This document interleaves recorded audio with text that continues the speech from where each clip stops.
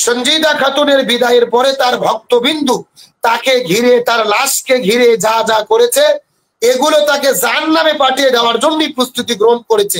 তার চতুর্দিকে দাঁড়িয়ে যারা গান গেয়েছে আমার মনে বলে এরা চাচ্ছেন সঞ্জিদা খাতুন যেন জাহান্নামে যায়, ফেরেশতারা যেন কবরের মধ্য থেকে তাকে আযাব দেওয়া শুরু করে, সেই প্রস্তুতি কিন্তু তারা গ্রহণ করছে। মধ্য থেকে বিদায় নিয়ে চলে গেছেন সায়নটের সভাপতি সঞ্জিদা খাতুন, এবং তার মৃত্যুর পরে তাকে বিদায়কে ঘিরে আমরা যেই সংস্কৃতির নামে অপসংস্কৃতি দেখেছি এবং যে কালচার তারা পৃথিবীকে দেখিয়েছেন, আজকে আমরা সত্যি হতভম্ব। আমরা আজকে চিন্তিত, শঙ্কিত যে আজকে মুসলমান পরিচয় দিয়ে তারা কি করছেন। সাইনটের সভাপতি সঞ্জিদা খাতুন বিদায় নিয়ে চলে গেছেন, তার লাশকে রেখে তার লাশের চতুর্পাশে শত শত মানুষ চতুর্দিক থেকে তার লাশের চতুর্পাশে ঘুরছেন এবং তার গলায় ফুলের মালা দিয়ে সকলে মিলে দাঁড়িয়ে সমস্বিত ভাবে একত্রিত ভাবে তারা রবীন্দ্র সঙ্গীত গান গাইছেন। অর্থাৎ রবীন্দ্র সঙ্গীত গেয়ে গিয়ে মাথায় তার কপালে টিপ দিয়ে তার গলার মধ্যে ফুলের মালা দিয়ে শেষ কীর্তি জানাচ্ছেন, তাকে শেষ বিদায় জানাচ্ছেন। আজকে আমরা প্রশ্ন করতে চাই এটা কোন ধর্মের অনুসরণ? আমরা তো জানি পৃথিবীর বিভিন্ন ধর্ম রয়েছে, এক এক ধর্মের এক এক সংস্কৃতি রয়েছেন, কালচার রয়েছে, শরিয়া ভিত্তিক সুন্নাহ রয়েছে। বিদায়ে আমরা জানি মুসলিমরা যখন বিদায় নিয়ে চলে যায় আমরা সুন্দর করে গোসল করে পবিত্রতা করে দিই, সুন্দর করে দোয়া কালাম তিলাওয়াত করে তাকে কবরে আমরা দাফন করে দিই। যারা হিন্দু ধর্ম অনুসরণ করেন তারা দেখা যায় হিন্দু যারা ধর্মের অনুসারী তাদেরকে তারা তাদের ধর্ম রীতিনীতি অনুসরণ করে তারা চিতায় উঠায় পুড়িয়ে দেয়। এখন আমরা প্রশ্ন করতে যাচ্ছি সঞ্জিদা খাতুনকে যে কপালে টিপ দিয়ে গান গেয়ে গিয়ে বিদায় করে দেওয়া হলো, এটা কোন ধর্মের সংস্কৃতি? এটা কোন ধর্মের অনুসরণ? এটা পৃথিবীর কোনো ধর্মের অনুসরণ নয়। আসলে মূলত যারা কোনো ধর্মকে বিশ্বাস করে না, নাস্তিক্যবাদের অনুসারী, তারা নিজেরা একটা কালচার তৈরি করে সমাজে ফিতনা ফাসাদ তৈরি করে সমাজে ছড়াতে চায়।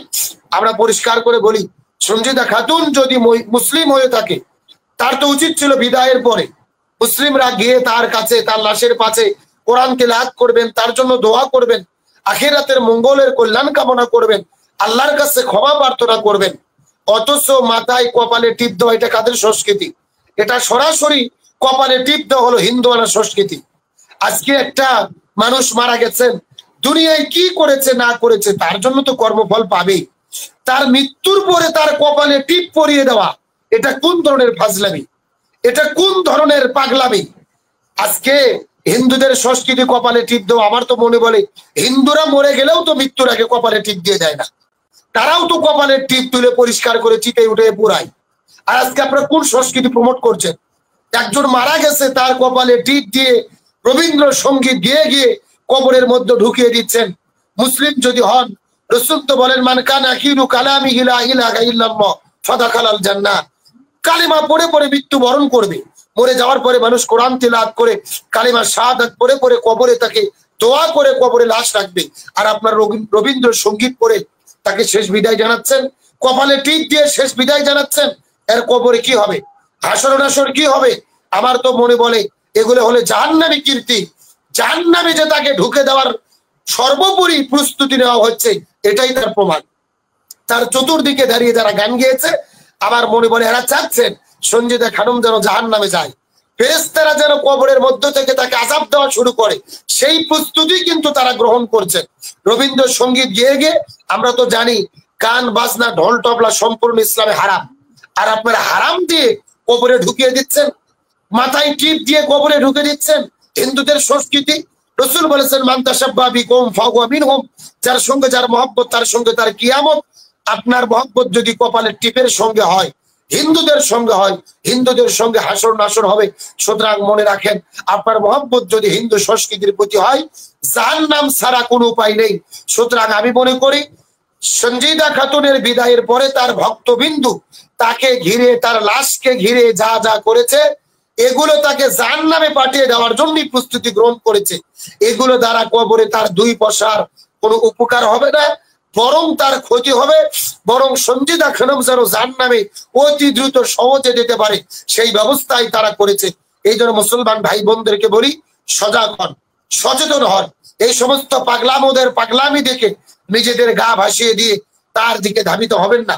আপনি যদি নিজেকে মুসলিম বলে দাবি করেন, আমাদের মৃত্যুর পরে আমার ভাইরা বোনেরা আত্মীয় স্বজন আমাদের জন্য দোয়া করবে, জানাজার নামাজ পড়বে, জানাজা মানে তো দোয়া, সার্বক্ষণিক আমাদের জন্য দোয়া করবে, কোরআন তিলাওয়াত করবে, পরকালে যেন আমরা মুক্তি পাই সেই ব্যবস্থা করবে। সুতরাং সেগুলো না করে রবীন্দ্র সঙ্গীত গিয়ে কপালে টিপ দিয়ে যারা কবলের মধ্যে ঢুকায়, এরা আপনাদের শুভাকাঙ্ক্ষী নয়, এরা আমাদের শুভাকাঙ্ক্ষী নয়, বরং এরা আমাদের জাহান্নামে যাওয়ার ব্যবস্থা করে দিচ্ছে। সুতরাং এই সমস্ত পাগল ছাগল, এই সমস্ত তথাকথিত সংস্কৃতি প্রমোটারের নামে যারা ইসলাম বিদ্বেষী কাজ করছেন, এখান থেকে আমাদের সচেতন হতে হবে। এমন কোনো ঘটনা ভবিষ্যতে যেন না ঘটে। আমি বাংলাদেশের আলেম সমাজকে বলি, এই ঘটনার তীব্র নিন্দা এবং প্রতিবাদ জানান। এই সঞ্জিদা খাতুনের জানাজার জন্য যদি ডাকা হয়, ওখানে যাবেন না। আপনি প্রশ্ন তোলেন, এই সমস্ত অপসংস্কৃতি কাজ কেন করা হলো, ইসলাম বিরোধী কাজ কেন করা হলো, কেন করলো, কারা করলো? তারা ক্ষমা না চাওয়া পর্যন্ত কোন হক্কানি আলেমের দ্বারা যেন তার জানাজা না হয়, এই ব্যাপারে আমার সিদ্ধান্ত নিতে হবে। আমাদের জাতিকে সজাগ করতে হবে, অন্যায়ের প্রতিবাদ করতে হবে।